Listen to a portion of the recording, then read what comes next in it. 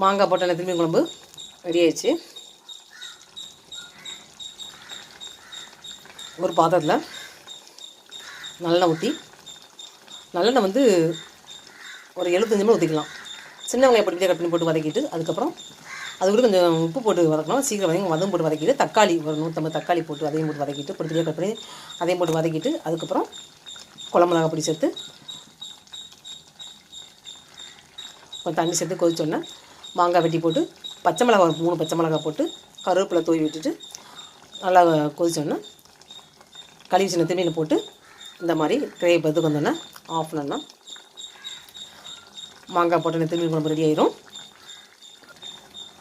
ராஜி ஆதி ஹோம்க்கு இந்த லிங்கை கிளிக் பண்ணி லைக் பண்ணுங்கள், சப்ஸ்கிரைப் பண்ணுங்கள். வீடியோ ஸ்கிப் பண்ணாமல் பாருங்கள். நெத்திலி மீன் குழம்பு, மாங்காய் போட்ட நெத்திலி